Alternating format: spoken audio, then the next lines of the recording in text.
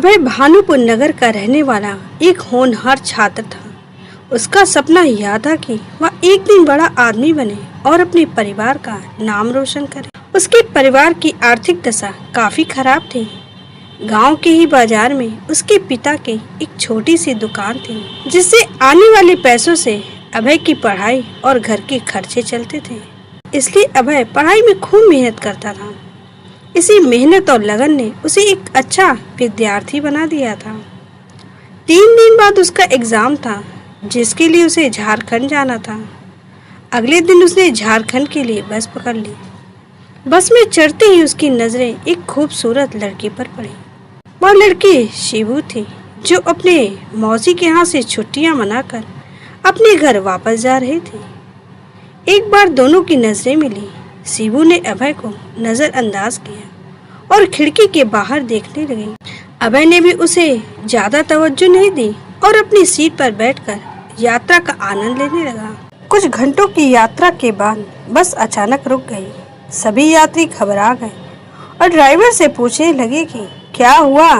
Driver ने बताया कि बस का इंजन खराब हो गया है और उसे ठीक करने में समय लगेगा साहब। अभय ने अपने तजुर्बे का उपयोग करते हुए ड्राइवर की मदद की और बस को फिर से चालू करने में सफल हुआ। शिबू ने यह सब देखा और उसे अभय की समझदारी और मददगार स्वभाव अच्छा लगा। जब बस फिर से चलने लगी, शिबू ने अभय से बात करनी शुरू की। Hi, I am Shibu. अभय स्माइल के साथ, हेलो, क्या आप मैकेनिक हो? जी नहीं, वो मेरे दोस्त की कार रिपेयरिंग की दुकान है, जिस पर मैं कभी कभार जाया करता हूँ और उसकी मदद कर देता हूँ। अच्छा, तो आप अभी कहाँ जा रहे हो?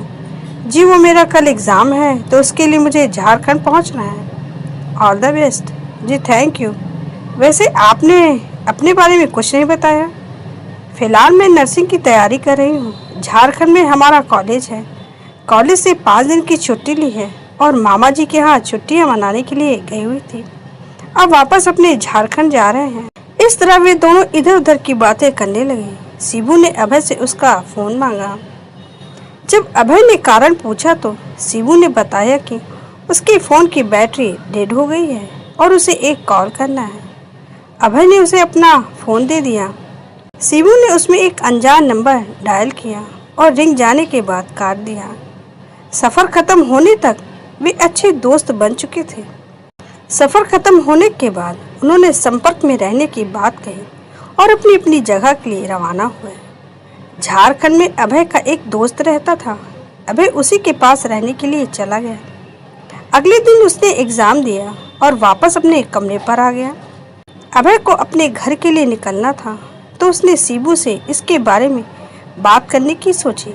लेकिन जब उसने फ़ोन अपने हाथ में लिया, उसे याद आया कि उसने उसका नंबर ही नहीं लिया। अभय को अपनी इस गलती पर काफ़ी अफसोस हो रहा था, लेकिन अब वह कर भी क्या सकता था। हार मानकर वह अगले दिन अपने घर के लिए निकल पड़ता है। 3 महीने के बाद एक दिन अभय को शिबू का कॉल आया। शिबू ने पूछा कि वह कैसा है और उसकी परीक्षा कैसी गई। अभय ने बताया कि उसकी परीक्षा अच्छी गई और वह अब अपने परिणाम का इंतजार कर रहा है। अभय ने भी उसका हालचाल पूछा और अपनी गलती के लिए भी सॉरी बोला। शिबू ने भी उसे माफ कर दिया। धीरे धीरे उनकी बातचीत हर रोज होने लगी और वे एक दूसरे के करीब आने लगे। उनके बीच की दोस्ती अब एक गहरे रिश्ते में बदलती जा रही थी। एक दिन शिबू ने अभय को बताया कि उसे अपनी फ्रेंड की शादी में जाना है, इसलिए वह थोड़ा व्यस्त रहेगी। लेकिन जब वह पहुंची तो उसने देखा कि अभय परिवार के बुजुर्गों में बैठा बातें कर रहा है, तो वह देखकर हैरान रह गई। जब अभय की नज़र शिबू पर पड़ी तो अजीब सी स्माइल करने लगा। बाद में दोनों को पता चला कि जिस लड़की की शादी है वह अभय की बुआ की लड़की है। शादी की रस्में शुरू हो जाती हैं। शादी के दौरान अभय ने शिबू से अपने प्यार का इजहार किया और उसे किस भी किया। शिबू भी अभय के प्यार में पड़ गई। कुछ दिनों बाद उनका प्यार और गहरा हो गया। वे अक्सर मिलने लगे। एक दिन शिबू के भाई को उनके रिश्ते के बारे में पता चल गया। उसने शिबू के नंबर से अभय को कॉल करके बाहर बुलाया और अपने दोस्तों से उसे पिटवा दिया। जब शिबू को इस घटना के बारे में पता चला तो वह तुरंत हॉस्पिटल पहुंची। उसने अभय से माफ़ी मांगी और अपने भाई को अपने प्यार के बारे में बताया। धीरे धीरे शिबू के पिता को भी इस बारे में पता चला और उन्होंने शिबू से इसके बारे में बात की। शिबू ने अपने पिता को अभय के बारे में सब कुछ बताया और वह उससे प्यार करती है ऐसा कहा। शिबू के पिता ने अभय से मिलवाने की बात रखी। शिबू ने हाँ कर दी। कुछ दिनों बाद जब अभय स्वस्थ हो गया तो शिबू ने अपने पिता को उससे मिलवाया। वहाँ जाकर शिबू को पता चला कि अभय की एक अच्छी नौकरी लगी है। सब लोग बहुत खुश थे। इधर शिबू के पिता भी इस रिश्ते के लिए मान गए, लेकिन 15 दिन पहले ही शिबू के परिवार को पता चला कि वह गर्भवती है। ये बात शिबू के पिता को ठीक नहीं लगी। उन्होंने अगले ही महीने अभय और शिबू की धूमधाम से शादी कर दी। शिबू के पिता को अंदर ही अंदर बहुत गुस्सा आ रहा था और उन्होंने एक साजिश रची।